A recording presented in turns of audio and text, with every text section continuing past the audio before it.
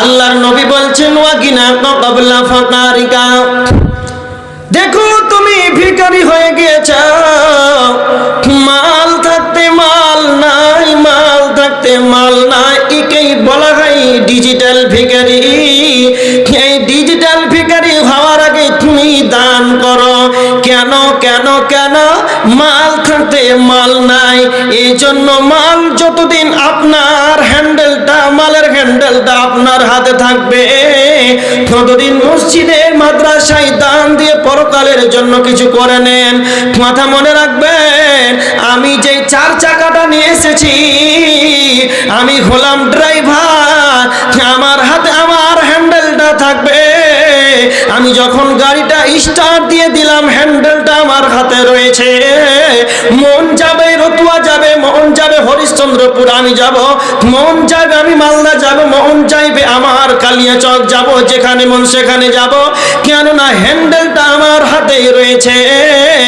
আর যখন আপনি যখন প্যাসেঞ্জারের গদিতে বসে যাবেন, ড্রাইভারকে হ্যান্ডেলটা ধরিয়ে দিবেন, আপনার মন চাইবে আমি আসাম যাব, মন চাইবে গুয়াহাটি যাব, কিন্তু ড্রাইভার যেদিকে নিয়ে যাবে সেই দিন আপনাকে সেই দিকেই যেতে হবে। এর জন্য নবীজি বলেছেন, মাল তোমার হাতে, যখন মালের হ্যান্ডেলটা তোমার হাতে রয়েছে, মন চাই মসজিদের জলসা চলছে, 1 লাখ 5 লাখ টাকা দান দিয়ে দেন, পৃথিবীতে মসজিদ নির্মাণ করেন, আল্লাহ কিয়ামতের দিন আল্লাহ আপনার জন্য জান্নাতের ঘর নির্মাণ করে দিবেন। এর জন্য তুমি দেখো ভিখারি হয়ে গিয়েছ।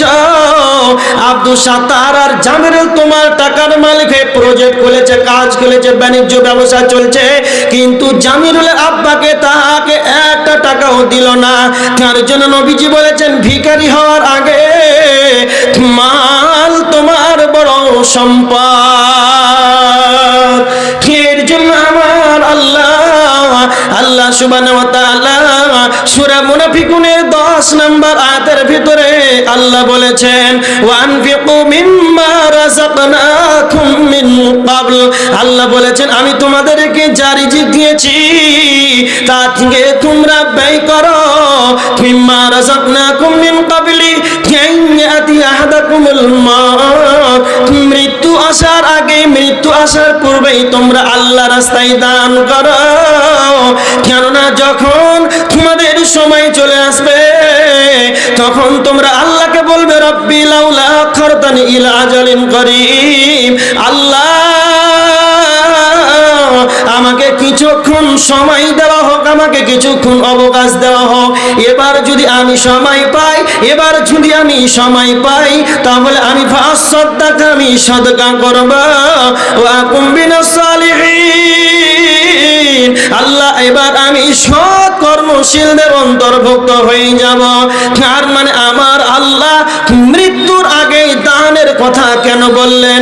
এই আয়াতটা তরজমা অনেক দিন থেকে শুনে আসছে, কিন্তু এখানে একটা বিশাল বড় পয়েন্ট ভরা আছে। আমার আল্লাহ কেন মৃত্যুর আগে, আমার আল্লাহ মৃত্যুর আগে কেন দান দিতে বললেন? কেন কেন কেন? কথাটা খুব ভালো করে মাথায় নেবেন। আম গাছে আম হয়, জাম গাছে জাম হয়, তেঁতুল গাছে তেঁতুল হয়। আম গাছে কোনোদিন ভুল করে জাম ধরবে না, জাম গাছে কোনোদিন ভুল করে কাঁঠাল ধরবে না। আমি কেন উদাহরণটি দিলাম? যতজন মা বোনেরা, পুরুষেরা যারা আছেন, খুব ভালোভাবে আলোচনাটা শুনুন। আপনি নিজেকে, আপনার চেতনাকে, ব্রেনকে, কম্পিউটারকে খুলে দেন। আপনি আপনার আব্বার জন্য কতটুকু আপনি দান করেছেন? আপনি আপনার আব্বার জন্য, দাদুর জন্য কতটুকু দান করেছেন? আপনি নিজে নিজে একবার ভাবেন, আপনি এখনো আপনার আব্বার জন্য দান করেননি। যদি আপনি আপনার আব্বার জন্য যদি না দান করেন, যদি আপনি আপনার আব্বার জন্য না দান করেন, তাহলে আপনার ছেলে আপনার জন্য কেমন করে দান করবে? আম গাছে আম হয়, জাম গাছে জাম হয়, কাঁঠাল গাছে কাঁঠাল হয়। এই আব্দুল সাত্তার জামিরুল তোমার বিচার মাল, এটা তোমার সন্তান, এটা তোমার মাঝে তোমার এটা সন্তান। তুমি যেমন তোমার আব্বার জন্য দাওনি, যেমন তুমি তোমার দাদুর জন্য দাওনি, সেও তোমার জন্য দেবে না। এটা তোমার বিচার মাল, ভুল করেও দিবে না। এর জন্য আমার আল্লাহ বলেছেন, মিন ক্বাবলি আন ইয়াতি আহাদাকুমুল মাউত,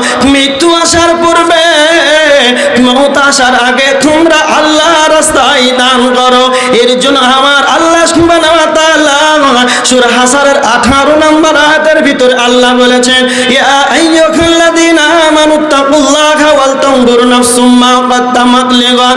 আমার আল্লাহ বলেছেন তোমরা ভেবে দেখো, তোমরা চিন্তা ভাবনা করো, তোমরা পরকালের জন্য তোমরা কি পাঠিয়েছো। ওয়াল তানজুর নাফসুম মা কদ্দামাত লিগাদ, তোমরা পরকালের জন্য কি সংগ্রহ করে কি পাঠিয়েছো। আমার আল্লাহ সুবহানাহু ওয়া তাআলা তিনি বলেছেন ওয়াত্তাবি'i মা আতাকাল্লাহু দারাল আখিরাহ। আমার আল্লাহ বলেছেন আমি তোমাদেরকে যা যা দিয়েছি তা তোমরা পরকালের জন্য গৃহ অনুসন্ধান করো। এর জন্য নবীজি বলেছেন মাল তোমাদের বড় সম্পদ, এই ওয়াকিনা কাকাবলা ফাকারিকা, মাল তোমাদের বড় সম্পদ। এই মাল তোমাদের হাতে যতদিন আছে তোমরা আল্লাহর রাস্তায় তা দান